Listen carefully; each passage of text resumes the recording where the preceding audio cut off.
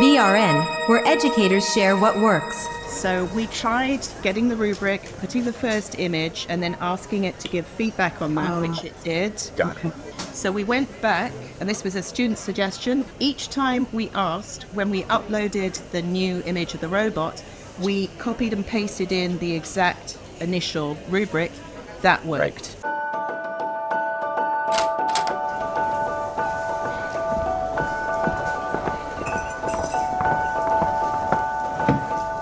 Good morning, everybody. Couldn't get here fast enough today. Really, really excited to talk to you all. How are you all doing? Morning. Well, Good to see you. So you might know why I was in such a rush to get here. This amazing new feature on ChatGPT. We've been texting in the background about it a little bit, but image analysis? Like, come on. What do you all think about this? I love it. Absolutely love it. Been playing with it all week with my students as well. I've seen just how it can truly transform what we're going to be doing in the classroom, even what I do professionally in my planning. So maybe I need a little help because maybe I'm just not doing it right. So can you all tell me how it's been working for you? I was attempting it, and I don't know, maybe I'm just not asking the right questions or... Yeah, I mean, so I didn't know really what to do when I started playing either. I guess I fell into the default pattern of treating ChatGPT like a colleague or a neighbor. So you click a little icon in the prompt window. That icon looks like the kind of classic picture icon, you know, the classic computer picture icon. That brings up a browser window where you can upload a file. I think it only accepts image files. And then you ask ChatGPT about the image that you just uploaded. I've uploaded scientific figures from papers, from scientific papers, and it couldn't determine the finding. It couldn't analyze the figure in terms of what the data was showing, but it very accurately determined what kind of experiment was being shown and what the general thrust of that kind of image would be, you know, trying to share with a reader. I uploaded standard pictures and asked it to describe what it was seeing, and it was accurate. And what blew my mind was I uploaded a... So I've mentioned this as we've gathered a few times, but one of my weekly assignments is a chapter summary. Students read the chapter in their textbook and they submit a summary of that material in their own words, a one-pager. And some students handwrite that. Some students handwrite their summaries. It works for them. So I uploaded a picture file of a student's handwritten summary, and ChatGPT correctly read their handwriting and summarized what the student had said. Yeah, so that just blew my mind. Wow. Yeah, that is really cool. I think I was using it more like a search engine, and I was trying to figure out who someone was in the picture, and that was my first attempt. And it told me, no, I can't do that, but I can do exactly the different things that you were saying, Tom. So, but the fact that it could read the picture and analyze the text, that's Well, and that's what I found with part of my planning. I was going through developing a flowchart of the processes that I use in class. I very quickly sketched out the flowchart on some like butcher paper that I had in the classroom, and I wasn't real careful with my handwriting, so I just, chicken scratched it down, and I drew arrows showing different directions for, this comes next, and then the arrows truly, though, were going all over the place. And because things, in our classrooms, things circle back, we do this or that, and it was able to, and I just took my phone, took a quick picture of it, uploaded it, and I said, what process is this? And it was able to detail everything that I had put in and the order that it was put in. And not only that, I was blown away that it could read my handwriting, but it was able to identify the different processes. And I said, okay, so now what are some of the gaps in this process? And it was able to then give me some suggestions of how to improve the process that I had shown it. So I went back and I added those things in a different color. And took a second picture, uploaded that one. And I said, does this address the gaps that you have mentioned? And it said, yes, I can see that you added this topic here, this topic here, this topic there. It was able to do an analysis between two separate images with handwriting to see what was different between the two and identify whether or not I was actually addressing the suggestions that it had made, and then give me additional feedback. What planet are we on? Like, how is this possible? But I mean, think about the possibilities for a new teacher who's coming in trying to think through their classroom procedures, and they can sketch that out, take a quick picture of it, and say, does this make sense?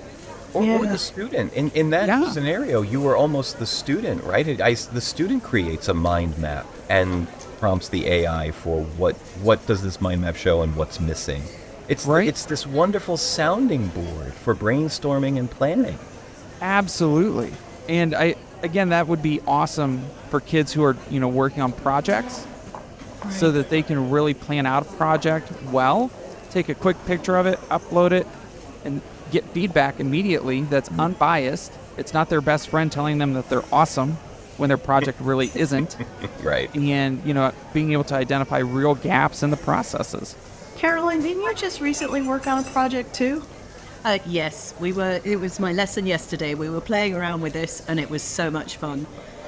So recently when we were talking, Tom, you brought up GIGO, garbage in, garbage out. And the aim of my lesson yesterday was really to get students to focus on how the quality of input you put in leads to, how good you get out of ChatGPT. So I was trying to think of a fun way of doing this and also introduce my students to the image generators as well. So we turned it into this big competition with humanoid robot sculptures. So with my students, we got ChatGPT and we started asking, what do you think a humanoid robot sculpture would look like? And then we said, we're going to have a competition in class. We're going to build humanoid robot sculptures out of whatever is around us. Can you suggest a rubric for how we could evaluate which of the robots is the best? And ChatGPT came up with a rubric. And then each of the groups had 10 minutes and they had to put together the best robot sculpture they could possibly do. And they came up with some fantastic examples. Then we photographed those robot sculptures. We uploaded them into ChatGPT and we asked ChatGPT to decide which was the best based on the rubric that it had provided previously. The students had so much fun. You were getting really excited about who got the best one. We were discussing whether we thought it was accurate or not in the evaluations it was giving. And then we decided to take it a step further, and this is where the image generators came in. So the next competition was for the students to try and recreate their robot that they had built in an image generator. And we looked, there are tons of free image generators available online. There are lots of paid apps, but there are free versions as well. So they then had to recreate as carefully as possible. So we were looking at the input and the output to try and recreate their robots. And then again, we asked ChatGPT to evaluate these robots. So it was a good lesson in, GIGO, garbage in, garbage out, how to be carefully ask what you want. But also, we got to try out all these different image generators. It was great fun.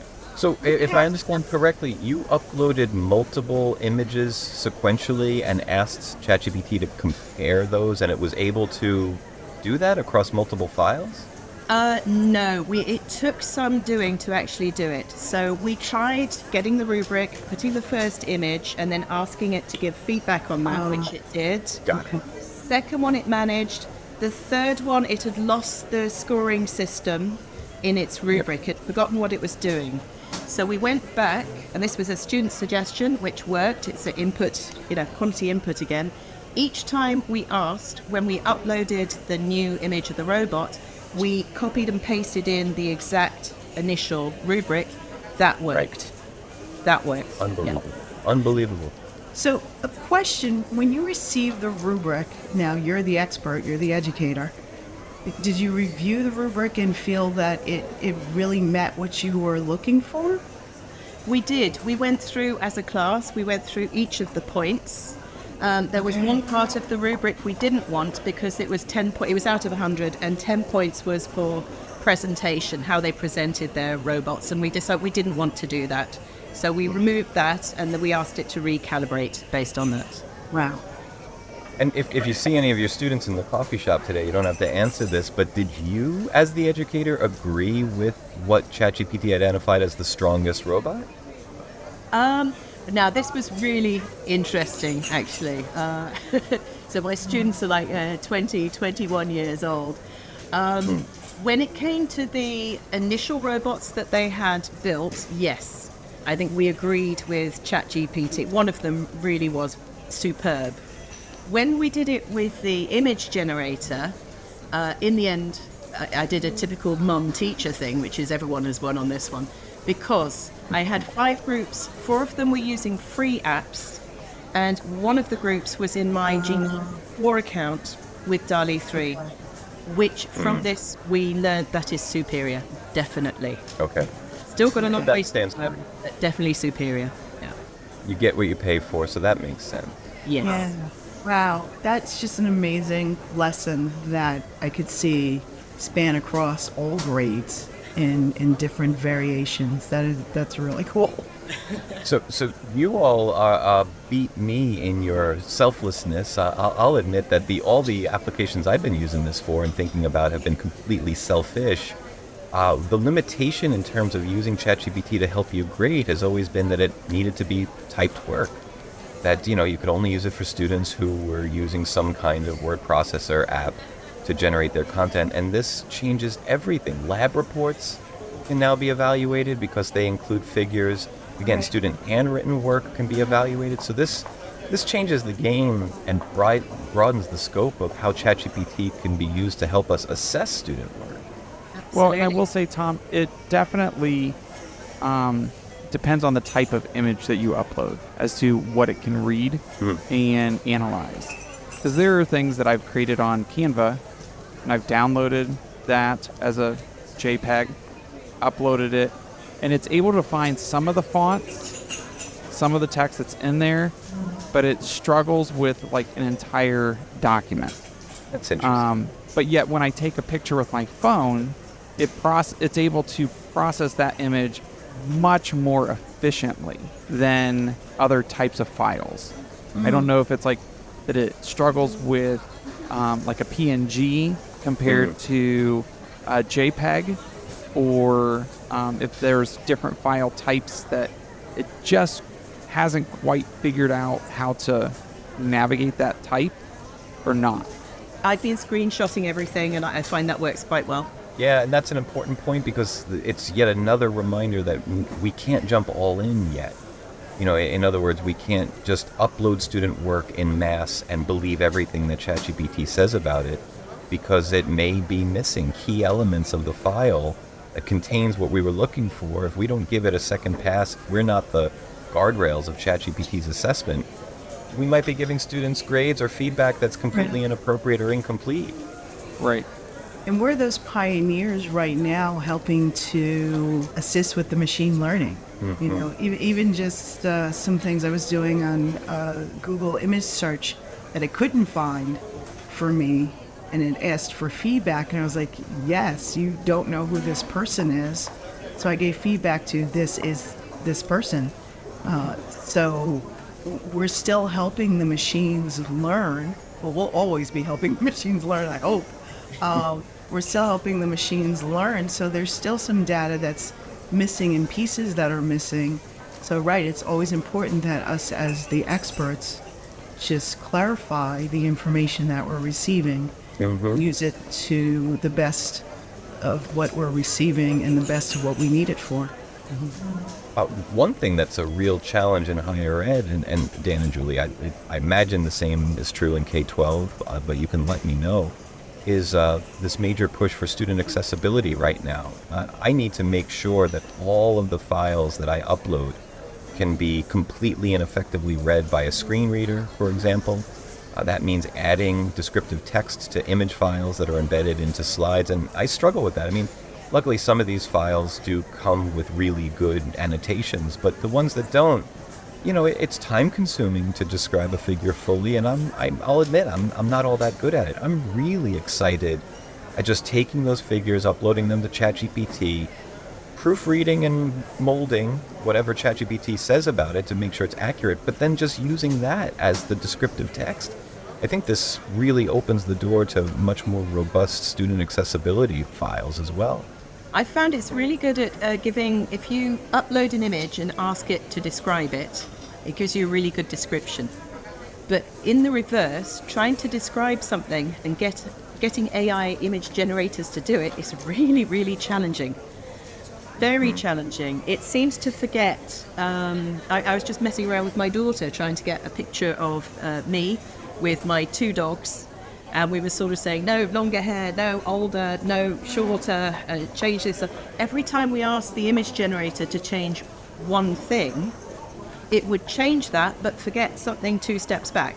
We'd disappear a dog, or we lose the background, or something like that. So, yeah, describing images that you upload really works well. The other way around, it's not so good, I find, at the moment.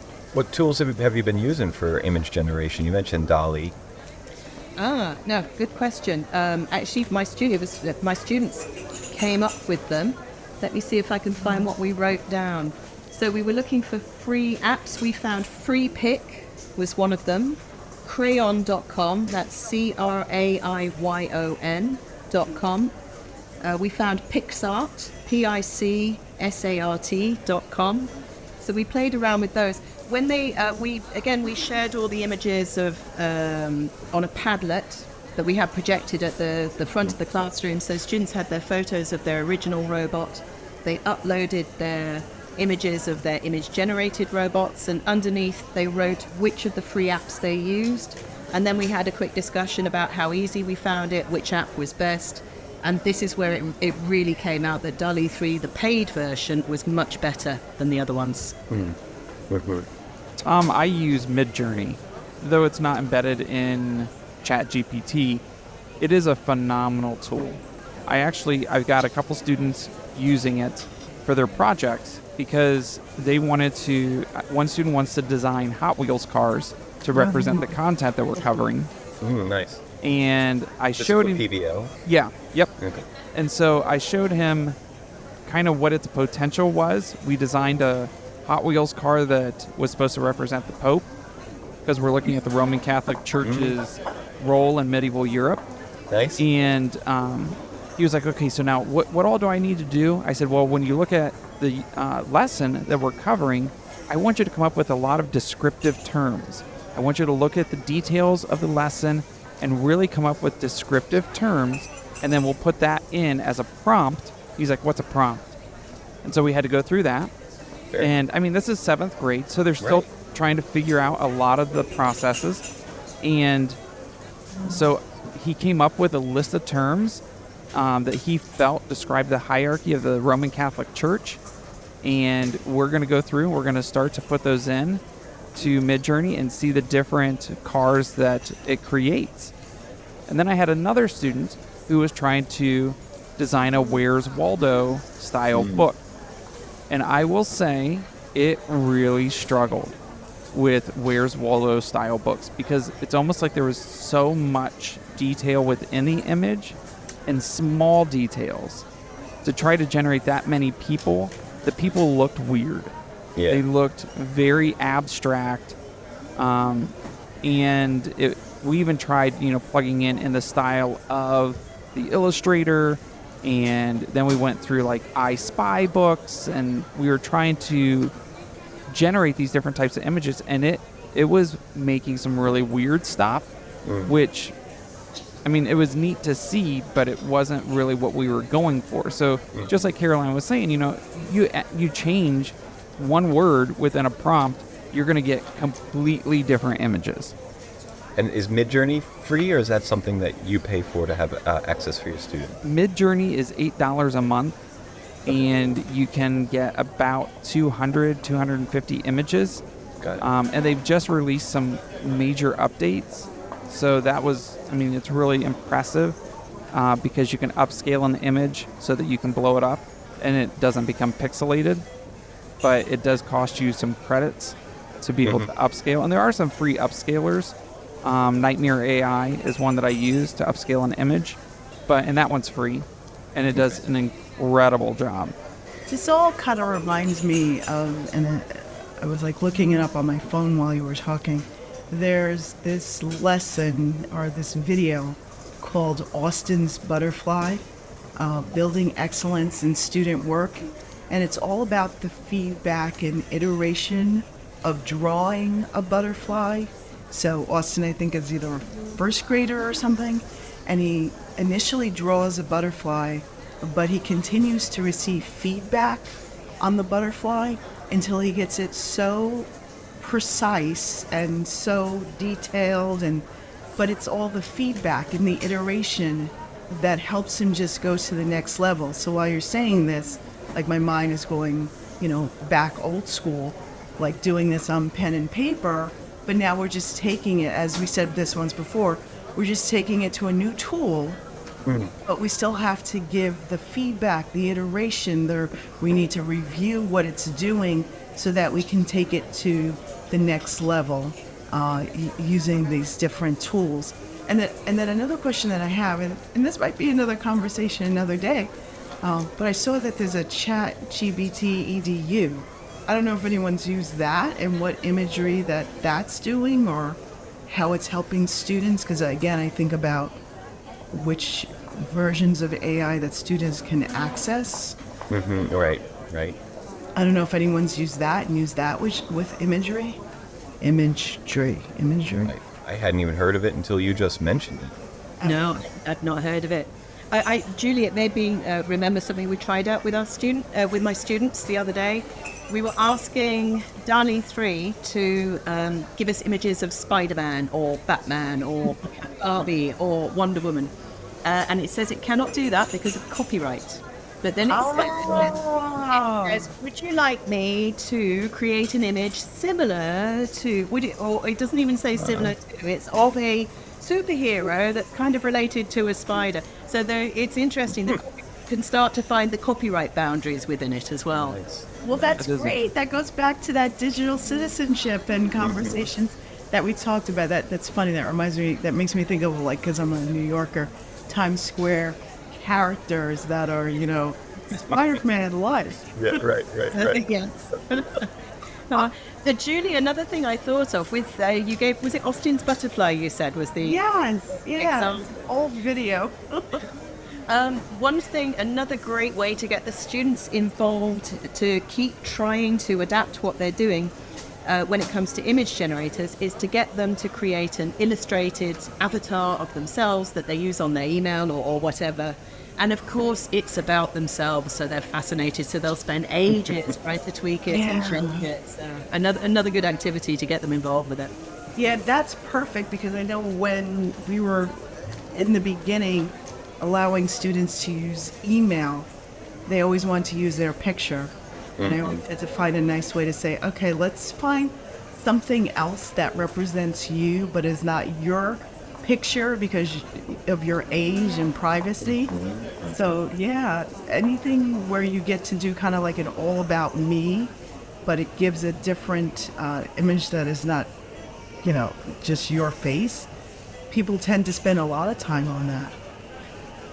Dan, when you were talking, one of the things that really struck out to me, I'm super excited and enthusiastic about the tech, but I think I've made no secret as we've been meeting that I've got reservations and concerns. But when you described the Hot Wheels activity, Dan, I'm thinking, so the student has to critically extract the right relevant information from the lesson. Then the student has to try to imagine how that information can connect into an image or a car or an object. Then the student needs to use a high-end level of technology and iterate what that technology is giving, evaluate all of the output, look to see what elements are represented. Never mind ChatGPT or AI, I'm thinking of all the wonderful skill building that this is leading to. I'm excited. Well, and truly that's what I feel my class does. It's got to focus on building skills, and I just do that through social studies. So the Transformer movie that came out, it was centered around the new Porsche. or a new Porsche, because this is Porsche's 75-year anniversary. So they built a Porsche that transformed into a transformer. When you first said like a Hot Wheel that had to do with a Pope, I was like, what are you talking about? But then I'm thinking, oh, a Porsche that turns into a transformer. It's all that creativity and problem solving and critical thinking that can lead to so many different, it's a work-based learning experience that can lead to so many other opportunities past school, is what popped in my mind when you even said that. Well, and Tom, the way you said, it leads to evaluation, because Midjourney gives you 4 images based on that prompt. And you can say, you know what, I really like image 3, but I'd like to see variations of that image. And you just click V3, and it will then generate 4 more images that are similar to that particular image. So it helps with the student being able to evaluate and say, you know what, that's not really what I was going for. Let's see what else it can do with that.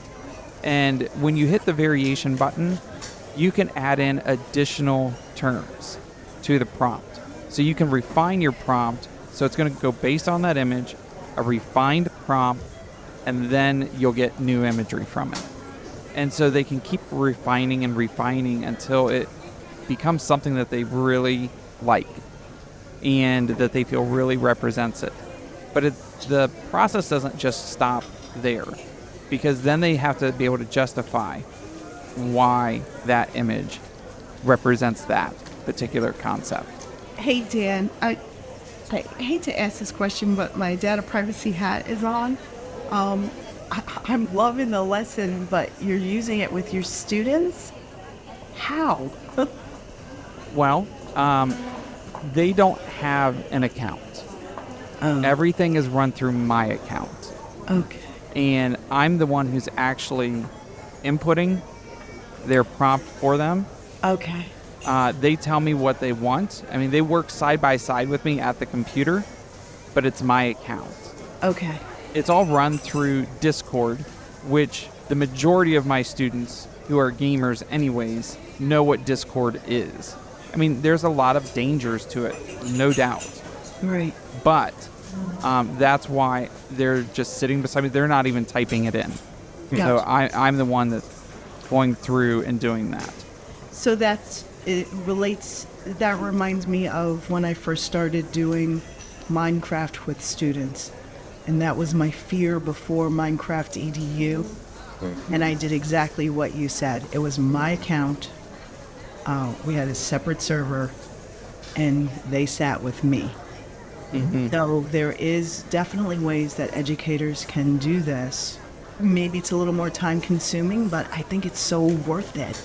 And you put all those safeguards there for them to still be creative. Cool. And thanks. I was curious. Yeah, and because my students, I mean, I've got 24 different projects going on in the classroom, so I can sit down with 1 or 2 kids because I don't have an entire class of 24 that are trying to generate prompts. All right, but before we get the check and head out, we do have a 5th member here with us, so I thought I would bring out my new bride. Actually, I know last time I introduced her as perhaps my fiance, but my new bride. We're planning a long future together. But why don't we ask ChatGPT how educators are using this new tool and see what she has to say? Here are 10 examples. 1. Analyzing real versus AI art. Have students look at AI-generated images and real artwork, figuring out which is which and explaining why they think so. 2. Exploring perspectives. Generate images from different cultural or historical viewpoints on the same topic and discuss the differences. 3. Understanding bias in AI. Create images with biased or stereotypical prompts, then talk about the ethics and what it means. 4. Problem-solving scenarios. Make images showing different problems or situations, and let students suggest solutions based on what they see. 5. Debunking misinformation. Use the tool to make images that could be misleading or look real, teaching students to question and check information. 6. Interpreting abstract concepts. Generate abstract or surreal images and ask students what they think they mean, talking about how people see things differently. 7. exploring historical what-ifs. Make images of alternative historical events and discuss how different outcomes could have changed the world. 8. Debating the role of technology in art. Talk about what AI means for art, including questions about authenticity, creativity, and the future of human artists. 9. Creative writing inspiration.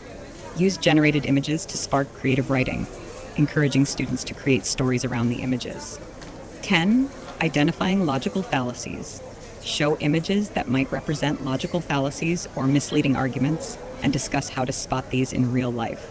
These activities are great for helping students think critically about technology, art, history, and information. Unbelievable. Well, as always, everyone, I leave here more excited than when I came in. I certainly leave here with more questions than when I came in, and can't wait to dive in and explore these tools some more. Good luck to all of you on another week in the classroom, and can't wait to hear what you learned and what you've done when we meet up again next week. Looking forward to it. Thank you, Tom. See you later. Take care. You can see links to all the tools mentioned in this episode in the show notes. Thanks for listening.